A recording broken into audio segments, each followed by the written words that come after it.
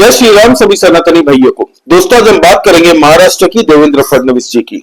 दोस्तों महाराष्ट्र में देवेंद्र फडणवीस जी ने कल एक बहुत बड़ा खुलासा किया है। दोस्तों ये कहा कि महाराष्ट्र में चुनाव जब हो रहे थे पिछले महीने, तब दोस्तों नेपाल के अंदर में एक मीटिंग लगती है वहां पे कि महाराष्ट्र चुनाव में क्या करना चाहिए और अगर कांग्रेस हार जाती है तो फिर पब्लिक को बेवकूफ बनाया कैसे जा सकता है, कैसे मिसलीड किया जा सकता है, कैसे भ्रमित करके झूठ बोल के हम लोग ठिकरा ईवीएम के ऊपर में कैसे लगा सकते हैं और इलेक्शन कमीशन ऑफ इंडिया पे ठिकरा कैसे लगाया जा सकता है। अब दोस्तों देवेंद्र फडणवीस जी ने यह कहा है कि ऐसी टोटल 180 ऑर्गेनाइजेशन है भारत विरोधी, ठीक है, जिसमें से 48 फ्रंटल ऑर्गेनाइजेशन है जो कि फ्रंट पे आके ये लोग पूरा देखती है कि भारत में कहां क्या चुनाव हो रहे हैं, कैसे हम लोग इसको फंड कर सकते हैं, कैसे नैरेटिव बैठा सकते हैं, पूरी प्लानिंग करते हैं ये लोग। और इन 48 में से 40 ऑर्गेनाइजेशनों की मीटिंग हुई है नेपाल के अंदर। अब आप सोच रहे होंगे कि हमारे देश का चुनाव हो रहा है, हमारे देश के राज्य में चुनाव हो रहा है और मीटिंग बाहर में ये कौन कर रहा है, भारत में क्यों नहीं कर रहा। तो दोस्तों ये अर्बन नक्सलों का टोला है। जब नरेंद्र मोदी जी ने कहा था ना 2024 लोकसभा चुनाव में कि विदेशी ताकतें हैं जो भारत के चुनाव में डायरेक्टली इन्वॉल्व हो रही है, भारत के चुनाव को घुमाना चाह रही है, पूरी तरह से नहीं चाहती कि नरेंद्र मोदी जी की सरकार वापस आए, इनको वही सड़ी घिसी पिटी अपने सीटी बजाने पे जो हाजिर हो जाए वफादार पालतू सरकार चाहिए जो पहले हुआ करती थी। तब दोस्तों ये वही ताकतें हैं, विदेशी ताकतें, और हमारे देश के अंदर ऐसे अर्बन नक्सलों का टोला जो एनजीओ का रजाई ओढ़ के ये लोग बैठते हैं कि हम एनजीओ से हैं, ये सब अर्बन नक्सल के टोले हैं। इन लोगों की मीटिंग होती है। इन्होंने पूरा प्लान बना लिया था कि हम इस बार क्या नैरेटिव रखेंगे और साथ ही साथ अगर चुनाव हार गए तो ईवीएम पे और इलेक्शन कमीशन ऑफ इंडिया पे ठिकरा फोड़ देंगे। और देवेंद्र फडणवीस जी ने एक और बात की है दोस्तों, कहा कि ये सब मीटिंगों के डॉक्यूमेंटेड एविडेंस है उनके पास, एक एक सबूत है, आने वक्त वे ये जनता के सामने और देश के सामने लाए जाएंगे। साथ ही साथ में देवेंद्र फडणवीस जी ने एक बिल इंट्रोड्यूस किया दोस्तों महाराष्ट्र के पार्लियामेंट में। क्या पता है वो बिल ये है कि एंटी अर्बन नक्सल बिल है, ये आप समझ लीजिए कि कैसे महाराष्ट्र एक बहुत बड़ी financial economy, financial capital of India कहा जाता है दोस्तों। 40 से 45% की इकोनॉमी वो जनरेट करके देता है पूरे भारत को। महाराष्ट्र में सारे इंडिया के टॉप नॉच कंपनीज महाराष्ट्र में, मुंबई में आपको मिल जाएंगे। अगर मुंबई चला गया तो भाजपा और महाराष्ट्र के लिए बहुत दुखद बात होती। तो महाराष्ट्र पाने के लिए इन लोगों ने विदेशी ताकतों का उपयोग किया, जिस पार्टी ने भी किया। आप समझ रहे हैं मैं किसकी बात कर रहा हूं। अब दोस्तों बहुत से सोशल मीडिया में जो पत्रकार है, पुराने आर्टिकल्स है, जो जर्नलिस्ट है, उन लोगों ने आरोप लगाया, बीजेपी के लोगों ने भी आरोप लगाया कि 2018 में राहुल गांधी जी काठमांडू होते हुए मानसरोवर गए थे, कैलाश मानसरोवर यात्रा करने। वहां से 3 दिन के लिए वो गायब हो चुके थे और बीजेपी के कुछ लोग कह रहे सोशल मीडिया में कि वो लावासा गए थे, हो सकता है। तो राहुल गांधी अब बता देशवासियों को कि कहां गए थे। अब दोस्तों इसका सबूत है नहीं है इसका किसी को नहीं पता, ये बस आरोप प्रति आरोप सोशल मीडिया में चल रहे थे। लेकिन ये जो 48 फ्रंटल ऑर्गेनाइजेशन है दोस्तों, जो ये हमारे देश के अंदर में सांठ गांठ कर रहे हैं, चुनाव में इंटरफेरेंस कर रहे हैं, इसका पूरा डॉक्यूमेंटेड एविडेंस देवेंद्र फडणवीस जी ने कहा है कि है हमारे पास और हम आने वाले टाइम में इसको उजागर करेंगे। अब दोस्तों इनमें से 16 ऐसी ऑर्गेनाइजेशन है जो कि डायरेक्टली भारत जोड़ो यात्रा राहुल गांधी कर रहे थे, आपको पता है 2024 चुनाव से पहले, उसमें डायरेक्टली इन्वॉल्व थे। उसकी फंडिंग, उसकी प्लानिंग, उसकी मैपिंग, कहां कहां से होके राहुल गांधी आएंगे, हर स्टेट में क्या क्या मुद्दा उठाया जाएगा, और इसकी पूरी फंडिंग हमने देखा था। एक फोटो बीजेपी ने रिलीज की थी शलील शेट्टी के साथ में, जो कि जॉर्ज सोरोस की ओपन सोसाइटी का वाइस प्रेसिडेंट था। तो आप समझ सकते हैं कि देवेंद्र फडणवीस जी क्या कहना चाहते हैं। हमारे देश के अंदर में ये जो अर्बन नक्सलों का टोला है ना, कि कोई वकील बन जाता है उनका अर्बन नक्सलों को छुड़ाने के लिए, रात को 3-3 बजे आतंकवादियों को छुड़ाने के लिए भी दलीलें दे देते हैं। तो ये इनका नेक्सस है। अफजल गुरु जो पार्लियामेंट अटैक में पकड़ा गया था, तो दिल्ली की जो चीफ मिनिस्टर हैं आतिशी मार्लेना, उनकी मदर ने भी पेटिशन फाइल की थी, मर्सी पेटिशन, प्रेसिडेंट को चिट्ठी लिखी थी कि इनको माफी दे दी जानी चाहिए। तो आप समझ सकते हैं कि अर्बन नक्सल कौन है, हमारे देश के खिलाफ कौन कौन काम कर रहा है। अब दोस्तों, जैसे ही देवेंद्र फडणवीस जी ने ये कहा अर्बन नक्सलियों में शांति, सब घबरा गए कि क्या हो रहा भाई, ये तो पोल पट्टी खुल जाएगी। और इससे कन्नी काटते हुए शरद पवार हो या उद्धव ठाकरे हो, या शरद पवार और उद्धव ठाकरे इन सब चीजों से दूर रहते हैं। तो आपने देखा होगा कि कुछ दिन पहले उद्धव ठाकरे मिलने गए थे देवेंद्र फडणवीस जी को। अब देवेंद्र फडणवीस जी के साथ जब मुलाकात हुई तब देख के मैं खुद चौंक गया था, क्योंकि उससे ठीक एक हफ्ता पहले जब शपथ समारोह था, तब वहां पे मंच पे भी इनको इनविटेशन भेजा गया था देवेंद्र फडणवीस जी की तरफ से उद्धव ठाकरे को कि आप आइएगा। वो आए नहीं थे, उन्होंने गया ही नहीं थे। रूड एटीट्यूड, भाई किस चीज का एटीट्यूड, 20 सीट मिली है तुझे, महाराष्ट्र की जनता ने 20 सीट दी है, वो भी उसके सांसद जो पुराने जो शिवसेना के थे बाला साहब ठाकरे के नाम पे, वो 20 सांसद भी मिले हैं। अब वो टूट के भी इधर आने को तैयार है।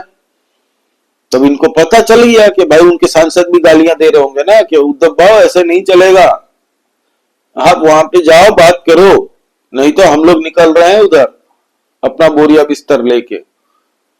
तब इनका दिमाग घुमा और ये गए मिलने, शिष्टाचार भेंट की, इनके हिसाब से शिष्टाचार भेंट की, ये और आदित्य ठाकरे। अब दोस्तों बड़ी इंटरेस्टिंग कहानी है, जो मुझे लगता है, ये मेरे को लगता है पूरा, संजय राउत नहीं दिखे वहां पे, क्योंकि वो जहां जाता है आपको पता है रायता फैल जाता है अपने आप, ठीक है। वो नहीं होना होने से बेहतर है, ये उद्धव ठाकरे मानने लग गए हैं। गृह मंत्री, अभी बहुत सारे ऐसे डिपार्टमेंट है दोस्तों जो महाराष्ट्र में अभी तक चुने नहीं गए। कौन बनेगा, क्या बनेगा, कब बनेगा, ये किसी को नहीं पता। तो इनके जो पुराने कांड है ना उद्धव ठाकरे के, तो उनको अब डर सता रहा है कि बीजेपी हमारी पुरानी फाइलें ना उखेड़े। सुशांत सिंह राजपूत से लेके ये जो 100-100 करोड़ वाले होम मिनिस्टर उस वक्त में हुआ करते थे कि डेली मुझे फंड चाहिए, रात होते के साथ बड़े बड़े बिजनेसमैनों को होटल के रूम के बाहर से बुला के होटल के रूम के अंदर में पैसे लेके फिर पिछले वाले दरवाजे से ही उनको एग्जिट करवाते थे। तो ये पोल पट्टी खुल न जाए जनता के सामने, तो इसलिए भाई साहब शिष्टाचार भेंट करने गए थे। और ये भी एक व्यू हो सकता है कि हो सकता है उनके जो सांसद लोग हैं, जो उनके मेंबर्स हैं, जो जीत के आए हैं, उन्होंने कह दिया हो कि भाई हम तो निकल रहे हैं, आप मिल लो तो बढ़िया है। या उन्होंने नहीं भी कहा हो, लेकिन उनको देख के ये खुद से जाके, ताकि ये लोग रोकने की कोशिश कर जाए। कुछ नहीं होने वाला, उद्धव ठाकरे की पार्टी खत्म होनी है। और ये भाजपा ने भी भगा दिया। देवेंद्र फडणवीस जी ने फूल माला ली, 20-25 मिनट आधे घंटे मीटिंग की, मीडिया से फोटो वोटो खिंचवाया और चाय पिला के भेज दिया कि निकलो भाई। यही देवेंद्र फडणवीस जी ने जब उनको बुलाया था चीफ मिनिस्टर शपथ समारोह में, इनवाइट किया था, नहीं आए थे, लेकिन जब बीजेपी को दगा देके 2.5 साल के अंदर में खुद चीफ मिनिस्टर बनने की महत्वाकांक्षा में जब ये खुद चीफ मिनिस्टर बने थे, तब देवेंद्र फडणवीस जी उस हालत में भी सोचिए दोस्तों, आप एक चीफ मिनिस्टर हैं, आपकी पार्टी मतलब आपकी जो एलआई पार्टी है वो आपको धोखा देके दुश्मनों के साथ मिलके शपथ समारोह ले रही है और वहां पे आप जाते हो उनको बधाई देने। बहुत बड़ा जिगरा चाहिए भाई, देवेंद्र फडणवीस ने वो दिखाया था। क्या नहीं बोला था चुनाव के दरमियान देवेंद्र फडणवीस के खिलाफ, क्या गालियां नहीं दी थी उद्धव ठाकरे ने, क्या बाकी रखा था। जिनके साथ आपने सालों साल, आपके पिताजी के टाइम से वो बीजेपी के साथ अलाई थे, जैसे ही चीफ मिनिस्टर बने तब से उनको गालियां पे गालियां संजय राउत आए दिन देते रहता है उद्धव ठाकरे की पार्टी से। उद्धव ठाकरे खुद बोलते रहते हैं उनके खिलाफ। किस तरीके से ये लोग आंख मिलाते हैं मुझे नहीं पता, इनकी चमड़ी कितनी मोटी है। बेशरम लोग मुझे लगता है पॉलिटिक्स में होने के लिए आपको होना पड़ता है। देवेंद्र फडणवीस के संस्कार है ये तो, कि ये बंदे से मिला भी। मैं होता ना, सारे करतूतों की फाइल निकलवा के चालू कर देता सारी इन्वेस्टिगेशन। पॉलिटिकल गेम्स के लिए नहीं देखता और ना ही इनको बुलाता, बाहर खड़े रखता 1 घंटा और बाद में बोलता बिजी है नहीं मिलेंगे, भागो यहां से। ये तो देवेंद्र फडणवीस के संस्कार है। सूझबूझ का उन्होंने परिचय दिया। न तो इन बाप बेटों की औकात क्या है भाई, क्या औकात है। 2.5 साल के सीएम है खाली, और ये जिंदगी भर का उनका ये इतना ही अचीवमेंट रहेगा। जिंदगी में कभी भी ये बनेंगे नहीं चीफ मिनिस्टर, आप लिख के ले लीजिए। उद्धव ठाकरे, जो इसका बेटा आदित्य ठाकरे उड़ते थे ना, मेरे बाप चीफ मिनिस्टर है, दिशा पतानी के साथ फलाना ढिकना, जो हल किया इन्होंने वर्ली का, वहां के लोगों तो हारते हारते इस बार जीत गया भाई 8,500 वोटों से। न तो मिलिंद देवड़ा ने हरा ही दिया था ऑलमोस्ट, और थोड़े पहले से ये काम करते तो हार भी जाते। फिर दोस्तों दूसरी गेम हुई, शरद पवार नरेंद्र मोदी जी के साथ मिले। भाई ये होती है गेम। शरद पवार अमित शाह जी से क्यों नहीं मिले? अमित शाह जी से नहीं मिलके नरेंद्र मोदी जी से क्यों मिले? पता, एक ईगो वॉर थी महाराष्ट्र चुनाव, शरद पवार वर्सेस अमित शाह जी, ये सबको पता। जिस तरीके से भाजपा से शिवसेना उद्धव ठाकरे को छीन के शरद पवार ले गए थे ना, तब शरद पवार की बोली बिगड़ गई थी।